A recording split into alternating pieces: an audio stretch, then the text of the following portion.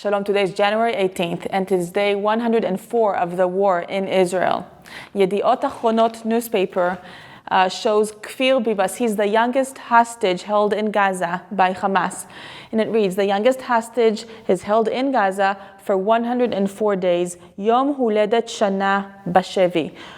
First birthday of 1-year-old in captivity.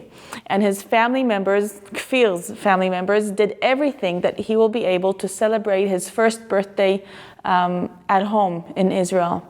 But Kfir and his brother Ariel, the red-headed Gingy children that became a symbol, they're the only children that have not yet returned from captivity. We see her birthday greetings drawn by other hostage children that were released, that they're sending Kfir or just drawing for him. In this picture here, we see family members of Kfir Bibas holding a little birthday cake, some balloons. They came to celebrate or to announce his birthday in his home in Nir Oz that's evacuated. There are gunshots there. There are some blood marks there. And he was taken from his crib, a 10 or 9-month-old back then, from his crib on October 7th. Down here, we see the soldiers that have fallen in battle yesterday. And let's open up to the first article. We'll get more details about the reserve soldiers. They are wearing, this article is showing that they're wearing out. It says, we're close to the moment that reserve soldiers will be torn between family and country. And it reads, Israel b'milchama, Israel is at war. Lo ro'im et hayom she'acharei, we do not see the day after. And the economic and mental crisis of those who are serving in the Israeli military, in the front and in the home front, their families. And there are personal stories here about different soldiers that are just really torn, and they're just representing so many others. And just for an example, I'm reading that the Negev Brigade were soldiers. They were released after 90 days fighting in Gaza. And they were released back home, but they're already called for 40 more days in Judea and Samaria in Ramallah next month. There's another soldier that was released to call for capital and to get some investors for a startup that is about to crash. And more stories about soldiers that are just torn. They've been serving so much during this time, and they do not see the end. But they have families, they have businesses. Some of them are independent businessmen, and it's not working to do both at the same time. And in this cartoon, we see the battlefield and the soldier that's also a father. He's walking to his home. His children are calling Abba. His wife doesn't look the most energetic and happy. But the sign says, Techef Ashuv, and this is the sign that's facing the battlefield, meaning I'll be right back. I'll be back soon. So even though they're released, it's very temporary, and they'll need to come back to field, and it's wearing on the soldiers as the war is going on and on. We do not see the end of it. This is the article that Yom Huledet Shana leKfir, first birthday for Kfir, without him, Bil Adav. Here is Kfir Bibas, and here he is with his mother Shiri and his father Yarden, Ariel, his brother. They are all still in captivity, and the family says, we lost patience. Sinwar, the head of Hamas in Gaza, we can kill tomorrow. Hamas, we can demolish the day after tomorrow. But the hostages, they do not have 1 more minute left. Here's his family members. You see the one balloon and the orange balloons in the place where he was kidnapped, and his crib with a little sticker named Kfir in the children's room where he was kidnapped from. It reads, it's the saddest birthday in the world, probably the saddest in the world, between gunshots and blood marks. So we can remember him in prayer, him and his whole family. His cousin here writes, what if it is too late? We do not know, but we can still pray for them.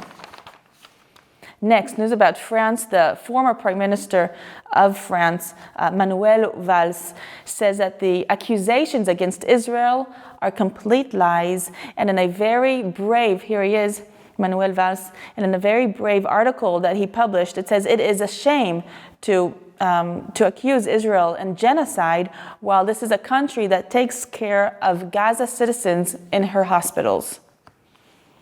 Very true. Here we see the soldiers that will not return. It reads the heroes, Hagiborim, Shelo Yashuvu.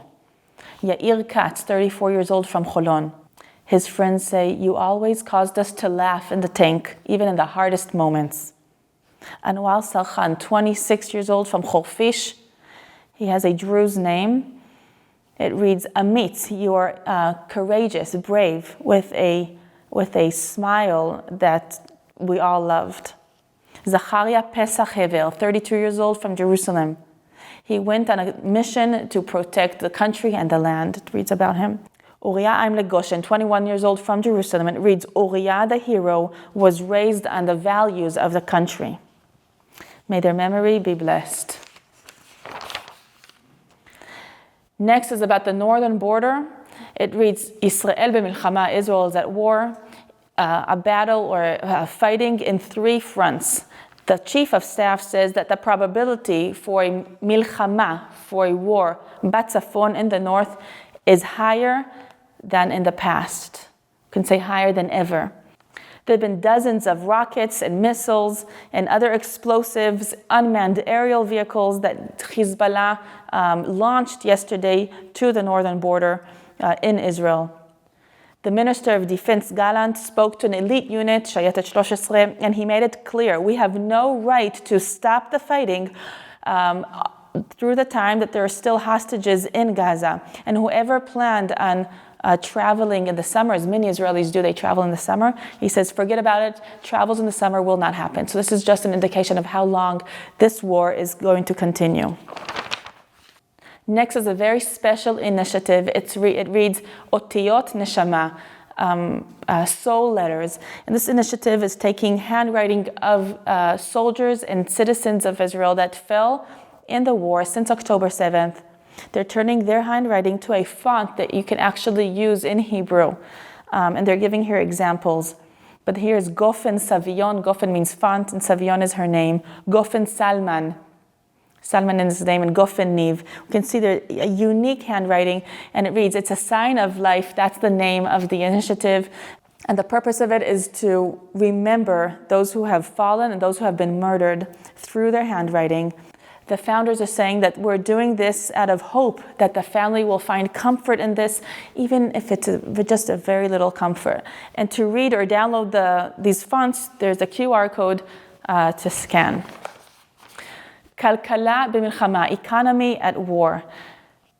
It reads that the financial damage is estimated in 500 million shekels for the fruit that are falling on the ground from in the northern orchards that nobody can pick because the farmers are or evacuated or fighting. It's just too dangerous to be up there and picking your fruit.